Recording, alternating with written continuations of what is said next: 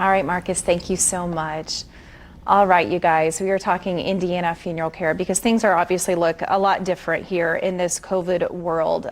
So here we have to tell us more. David Ring, owner of Indiana Funeral Care. First of all, good morning to you. Good morning. Nice to see you in person. Nice to be able to talk to you. But things have been a little dicey for everybody, of course, during this pandemic. But for you guys, especially, what have things been like? Well, it certainly has been dicey. Yeah. And for the families, it's been extremely difficult. Really, the spring, as we all know, when it really broke out, April and May were extremely difficult. Yeah. And then it started to taper off in June. But in the early stages, we were not even able to, could not have services. We had to have very limited graveside services outside if we had that, or delay memorial service. Extremely difficult to lose a loved one and then not be able to recognize that loved one, or to share the love with your family and friends that want to support you during that difficult time. That's something I told you earlier, I can't imagine having to go through. Are things better? What is the current state right now, and what are people's options? Things are much better now, and we hope they stay that way for a while. Indiana Funeral Care predominantly uses churches. We use our funeral homes as well, predominantly use churches and American Legion posts, et cetera, public buildings for services, and that's been terribly restricted. Yeah. Well, many of the churches are opening up now and have been opening up. They have limited seating and they're spacing, and they can accommodate more people than a funeral home can. So we encourage the use of their church, but we have to go by the guidelines that the church has established, and they're usually very, very reasonable and very accommodating. I know one of the most unfortunate parts right now, people who I know have lost loved ones. Even if they do have a funeral where people are able to attend, perhaps not everybody feels comfortable doing that. So what would you say to them?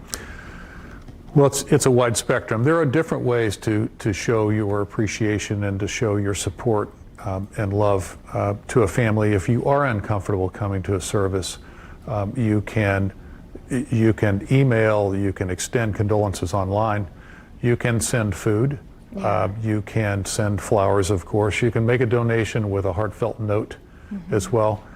We see a wide spectrum from people that are very, very concerned and very, very nervous about it, and rightfully so, to the other end of the spectrum where some are just defiant and don't want to go by the guidelines. But nonetheless, we have to enforce a certain amount, as kindly as we can, of the guidelines as far as spacing and as far as masking up. What would you like people to know? Because unfortunately, this feels like there's no signs of stopping or slowing down to a halt quite yet. I know this is going to continue. So what would you want them to know to sort of ease their minds, or just keep them, I guess, more knowledgeable on what's the current state of what's happening?